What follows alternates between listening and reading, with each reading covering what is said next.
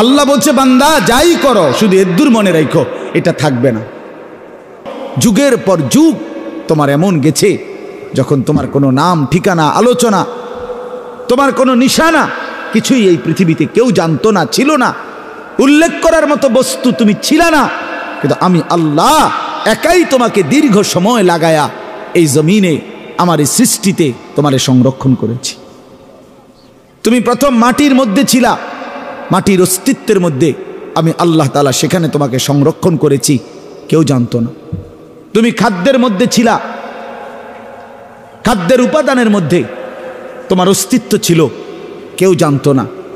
একদিন নির্দিষ্ট পরিমাণ খাদ্য তোমার বাবা ভক্ষণ করেছে, সেখান থেকে আমি আল্লাহ নির্দিষ্ট পরিমাণ বীর্যের ফোঁটা তৈরি করেছি। একদিন বাবা মায়ের মিলনে উভয়ের মিশ্র বীর্য একত্রিত করে মায়ের জরায়ুতে আমি আল্লাহ স্থাপন করেছি। সেখান থেকে আরও 10 মাস লাগায়া ধীরে ধীরে পর্যায়ক্রমে আমি আল্লাহ তোমাকে এই পৃথিবীর আলোর মুখ দেখাইছি। তো এই লম্বা সময় তুমি মাটি আকারে ছিলা, খাবারের কণিকা হিসাবে ছিলা, বাবার বীর্য হিসাবে ছিলা, মায়ের জরায়ুতে স্থানান্তর হইলা। সেখান থেকে ধীরে ধীরে 10 মাস পরে তোমারে আমি এই পৃথিবীর আলো দেখাইলাম। তুমি একটাবারও জানতে চাইলা না যে এত লম্বা সময় লাগাইয়া মাওলা আপনি আমারে কেন বানাইলেন? একবারও কি ভাবা উচিত ছিল না? সামনে যা পাইলাম তাই করলাম, সামনে যা দেখলাম তাই করলাম। হায় যুবক, এটা কি কোনো জীবন হইতে পারে? জীবনের কোনো আগা নাই, মাথা নাই, লক্ষ্য নাই, উদ্দেশ্য নাই। কেন এতক্ষণ ধরে মোবাইল টিপতেছো? কেন সারা রাত উলঙ্গ ছবি দেখতেছো? কেন নর্তকী দেখতেছো, জেনা দেখছো, বেবিচার দেখতেছো? এক ওয়াক্ত নামাজ পড়ো না, কোনো দিন ফজরের নামাজ পড়ো না, জানো না রাত কখন হয়, দিন কখন হয়, আলো কখন হয়, ভোর কখন হয়, কিচ্ছুই বুঝলা না। শুধু নারী, ছবি, নর্তকী, জেনা, বেবিচার, মদ, জুয়া, মোবাইলের অস্থিরতা, অসভ্যতা, আর বন্ধুদের আড্ডা। কে তোমার মা, কে তোমার বাবা, কে তোমারে বানাইলেন, কে তোমার রসুল, কে তোমার কিতাব, কি তোমার ধর্ম, কিচ্ছুই জানলা না। আরে মুসলমানের বাচ্চা এত বড় অপদার্থ মানুষের বাচ্চা হইতে পারে না। এটা জন্তু জানোয়ার হইতে পারে বেটা, হাইওয়ান হইতে পারে বেটা। মানুষের বাচ্চা এত বেখবর হয় না। যাকে আল্লাহ আকল দিয়েছেন, যাকে আল্লাহ চোখ দিয়েছেন, যাকে আল্লাহ কান দিয়েছেন, যাকে আল্লাহ দিল দিয়েছেন, যাকে আল্লাহ তাআলা এত সুন্দর শরীর দিয়েছেন, তার একটাবার ভাবা উচিত ছিল আমি আসলাম কোত্থেকে, কে আমারে বানাইলো, কেন বানাইলো,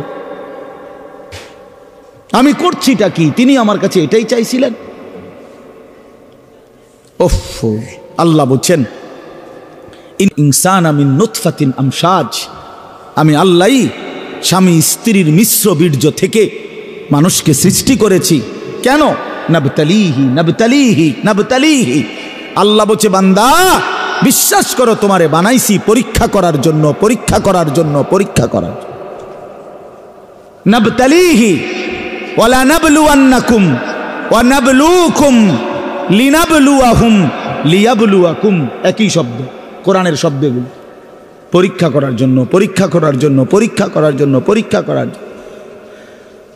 যদি বলি আল্লাহ আপনি আমার কি পরীক্ষা নেবেন? আল্লাহ বলেন আমি জানতে চাচ্ছি, দেখতে চাই আমি তোমার একটা অনির্দিষ্ট হায়াত দিয়েছি, অস্থায়ী।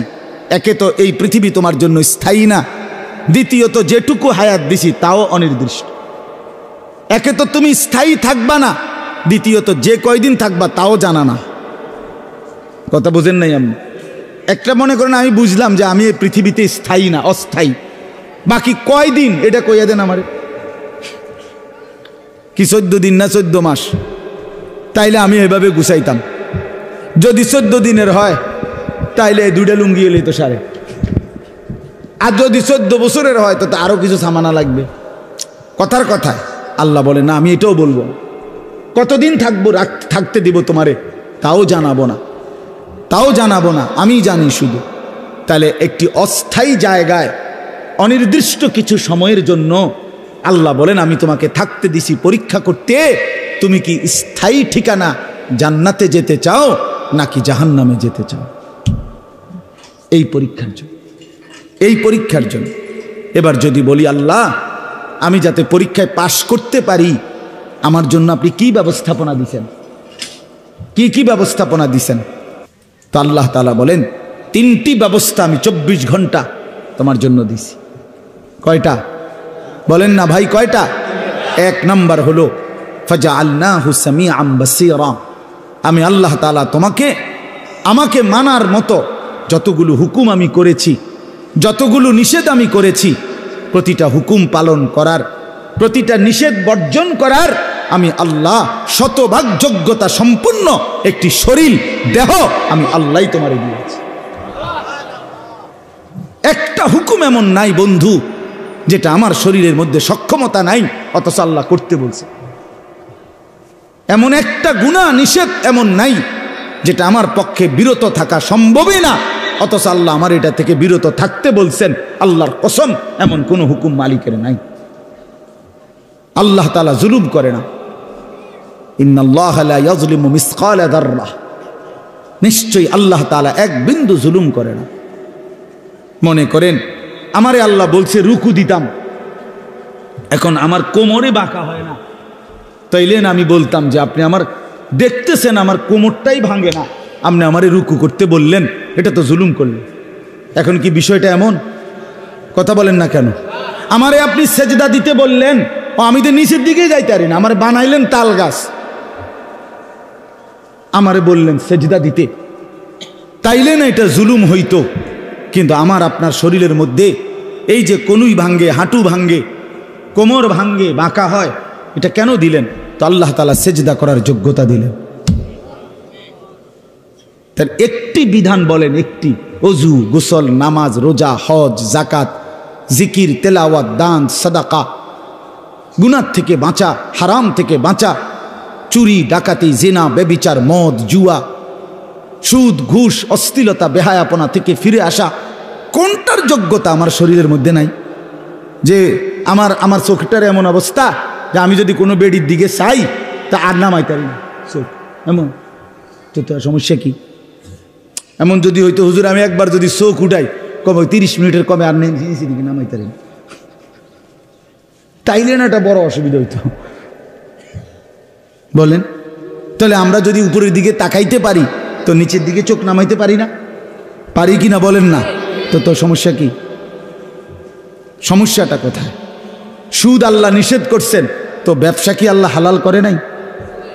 তো ভিন নারী দেখতে কি নিষেধ করছেন, তো একজন পবিত্র স্ত্রী গ্রহণ করতে কি অনুমতি দেয় নাই? তো সমস্যা কোথায় বলেন? অর্থাৎ আল্লাহ তাআলা বলেন, বান্দা আমি একটি হুকুম এমন দেই নাই যা তোমার শরীরের সাথে মানানসই নয়, এমন হয় না।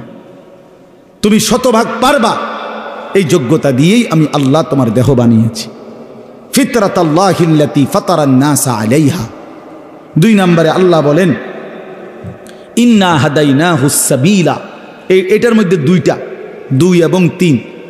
আল্লাহ তাআলা বলেন, তোমারে আমাকে মানবার যোগ্যতা সম্পন্ন একটি শরীর যেমন দিয়েছি, এবার আমি আল্লাহ দ্বিতীয় এবং তৃতীয় 2টা ব্যবস্থা করছি। একটা হলো তোমারে বুঝাইবার জন্য 24 ঘন্টা আমি আল্লাহ এক জামানা নবী রসুল, এরপরে নবী রসুলদের পরবর্তীতে ওলামায়ে কেরাম সর্বযুগে তোমার সামনে রাখছি, যারা তোমারে আখিরাতের রাস্তা, পরীক্ষায় উত্তীর্ণের রাস্তা, জান্নাতের রাস্তা বুঝায় দিবে, বলে দিবে, এমন উপযুক্ত রাহবার, পথ প্রদর্শক, এমন উপযুক্ত আলেমে দ্বীন আমি আল্লাহ তোমার জন্য রেখেছি। বলেন এখানে একজন বয়স্ক লোক বলেন, আজ থেকে 30 বছর আগে, 50 বছর আগে আপনি শুনছেন যে 1 বছর এরম হয়েছে, সকালে উঠটা মানুষে দেখছে যে দেশে কোনো হুজুর নাই? 1990 সালে এরকম একবার হয়েছে। হ্যাঁ,